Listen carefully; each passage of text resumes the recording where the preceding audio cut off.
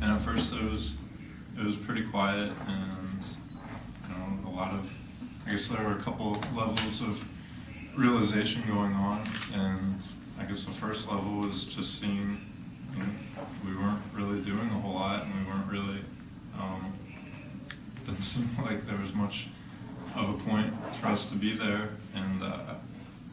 I was in the infantry. I wanted to be right in the middle of everything, and so we went to Baghdad and we got this, bought this factory kind of out in like the industrial part of it, and when we were about to move into it, some local insurgents went and blew it up, and so we went and bought the building right next to it, and then moved in there, and then like the whole community came out and did a giant peaceful protest and said they didn't want us in their neighborhood, and we moved right in anyways and arrested some of the people doing the protest and tried to be all tough and show them, we're in your neighborhood, we're in control, and so that made me really question things after that, like, here are these people that I thought I was coming to help, and they don't want it. If, their leader was really so bad, why don't they want my help, and why are we having to force our way in here, and why are we treating them like we don't even care about them? And so they tried communicating to us that they didn't want us there, and we went anyhow, and so they kept, kind of went up from there, the different ways that they tried to let us know that they didn't want us around, and then we would, in our escalation of ways, try and entrench ourselves even more, and it got to the point where it seemed like we were trying to out-terrorize the terrorists, and if that's what we're doing, then how does that make us any different or any better? And so level after level, I guess, of realization and all these assumptions that I had being challenged and broken, and I was kind of left really frustrated and not really knowing what to do. And for a while, I guess I just thought, the world is full of gray areas, and this is just, I guess, kind of how things work, and it's a horrible existence, and just kind of kept going with it, not really caring one way or another what happened or what was going on around me, or even for my own safety. It was just kind of a horrible reality that, okay, this is life and it sucks. And so that continued for a while, and then I guess I came into the good fortune of I've always been kind of a big reader, so I read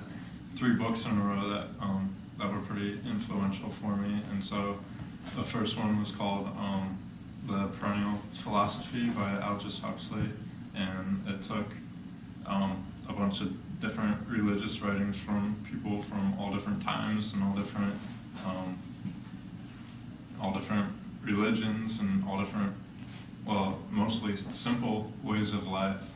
And here I was with the background of, my religion is the right way, and other people's religions cause problems in the world, and I know everything, I have the final answer, trying to lead from the top down. And here was a book that was showing everything from the bottom up, from the simple people who were willing to practice love and to show kindness and patience, and show that people have a lot more in common than a lot of people like to think, and that all these things that are tearing people apart and pitting each other against each other, that's not the only way to go about things. So that book was really powerful for me, just kind of realizing the simple common ground that everybody has, and that it doesn't matter if what uniform I'm wearing or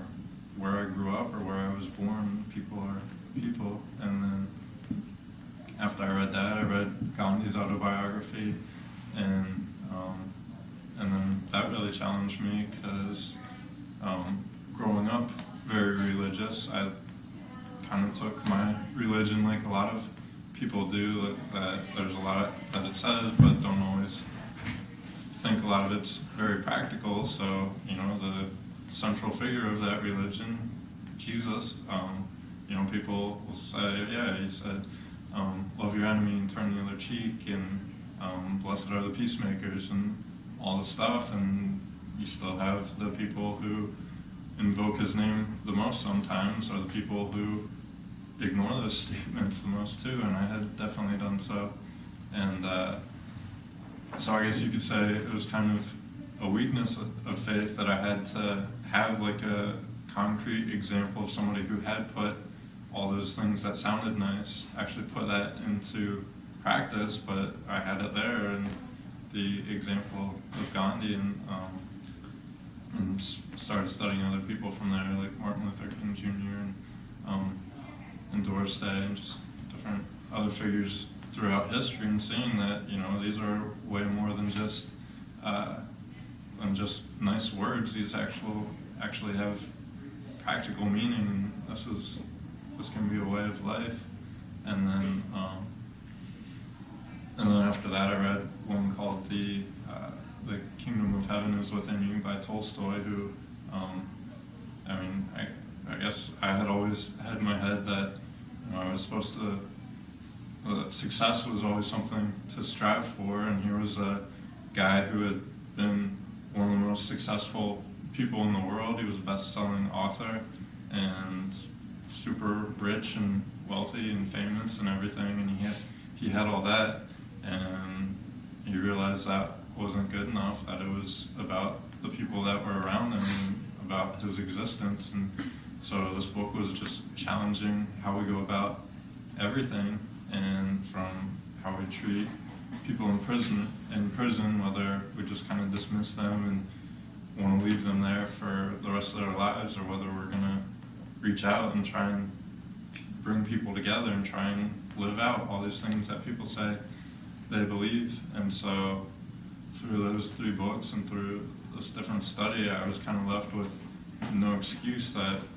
I couldn't just say, well, you know, all this stuff sounds nice, but I can't do it, or it doesn't work. I had all these examples right there.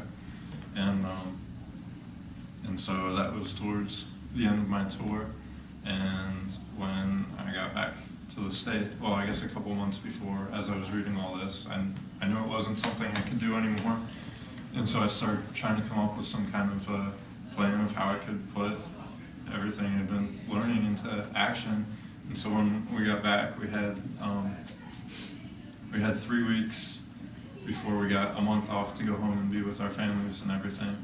And so that 3 weeks was like specifically for people to make sure they were mentally stable and able to be around normal people. And even that, like, all during the deployment, the military had promised, you know, do all these morally compromising things, and just hammered it in, and people thought they could and would laugh at something that, you know, shouldn't be laughed at, that, you know, stuff like I was singing at the beginning, and just all this stuff and all these false promises. Just, you know, do what the military says, and if you ever have any kind of psychological problems from it, then we'll help you out. And these 3 weeks were specifically for